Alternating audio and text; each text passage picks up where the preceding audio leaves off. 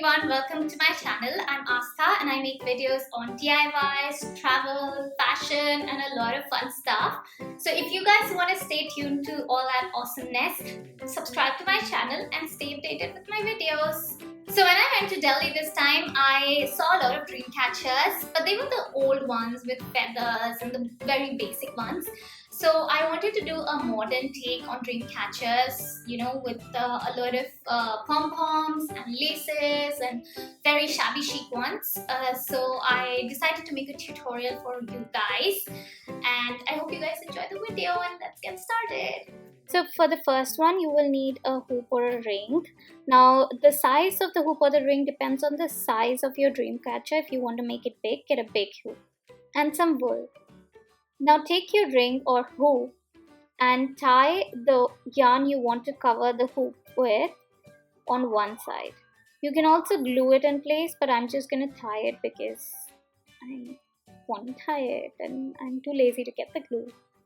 And then you just take it around the hoop, form a circle like this, and then you take your wool across the circle like this to form a knot.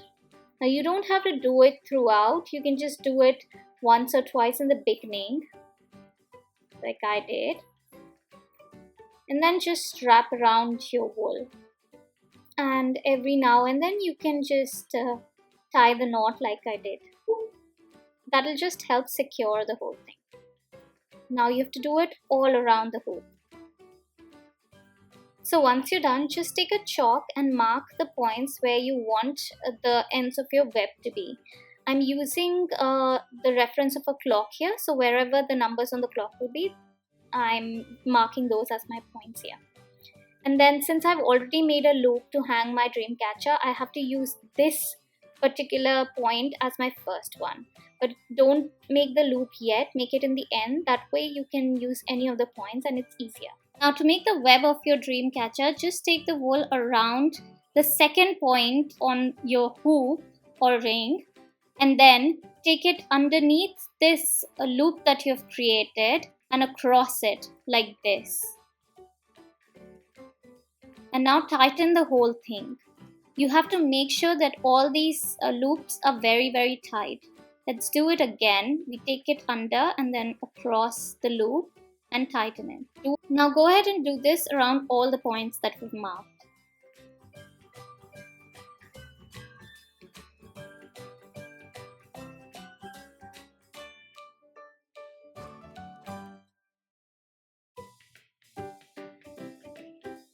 Once you've reached the first loop, just make a loop next to it. And now to make the second layer, just go halfway through the first loop and then just repeat the process.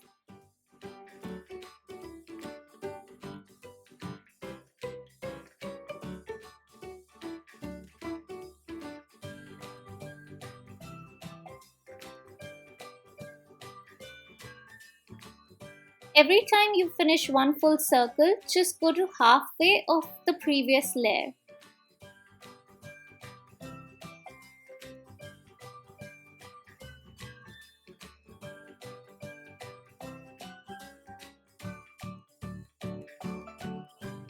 And that way you will see your web is becoming more intricate and smaller.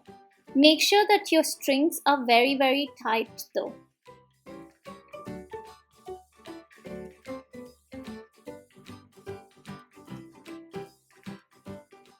Once you're done, just tie a couple of knots to secure it from unwinding.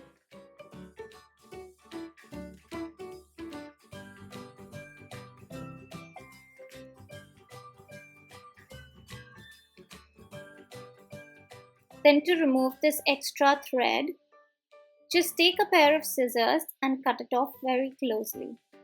If you want, you can add a bit of glue here as well to secure it. And our web is ready.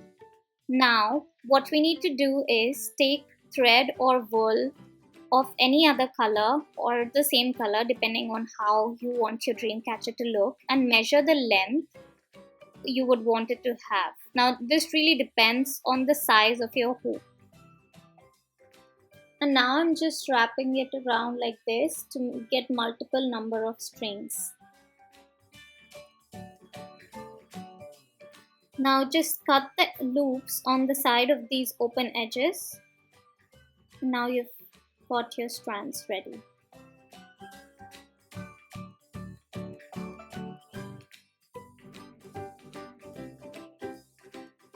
Now I'm just going to mark where I want these to hang.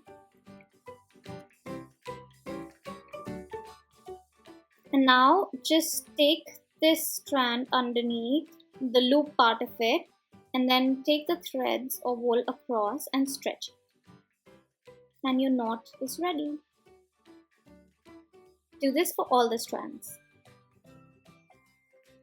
And then you just need some pom-poms and some tassels. To make them, you can just refer to the videos that I've linked above. And then you just add them to your threads. You can use different colors. I wanted to use yellow because my web is yellow. And yeah, just tie them all together and your dream catcher is ready. This is how the final thing looked. I am in love with it. Okay, on to our second one. You will need an embroidery hoop, some net fabric, and different kinds of laces and ribbons. Now to start with, disassemble your embroidery hoop, and if it's not white in color, just paint it with acrylic paint or poster paint or any paint you can find. Now remember, you don't have to paint it completely. It just has to have a shabby chic whitish tinge to it. Once it has dried, just place all your laces on the bigger loop. So the one on the outside is the bigger loop. We just place all our laces next to each other, very close to each other on one side in whichever pattern you want. I'm just randomly placing them wherever they look good. And you just place it on one side because this is the side where all the laces would fall. And now you take the smaller hoop with the net cloth on it and you just push the cloth to the back side and fix it on the embroidery hoop how you would fix a cloth for embroidering. So this is the back side of the hoop. Make sure all your ribbons are still intact between the cloth and the outer loop. And that's it. Now all you need to do is take a small ribbon and put it across the holes of the loop, the outer loop, like this, and then tie it off very tightly, like really tight, so that the hoop itself is tight. And then make another knot after some space to help us tie the whole thing. Then turn the hoop backwards and then just cut off the extra cloth.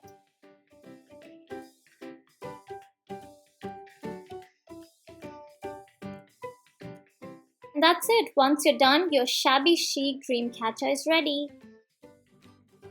And I really like how this one turned out. It's super easy. It took us like 5 minutes to make this.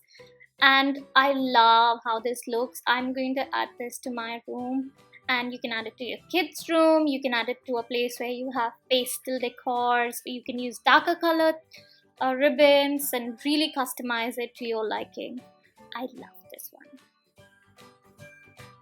So that's it for today, guys. I hope you enjoyed the video. I really love dream catchers. They add a very bohemian, fun vibe to your house. And I actually made my first one years ago, and then I gave it to a friend.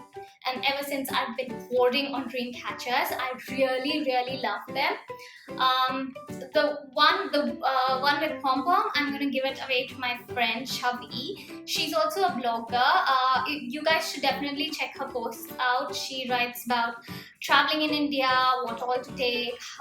She travels a lot all across India, so she'll give you a fair idea of how things are, what to pack, how to travel, what apps you need, and a lot of information.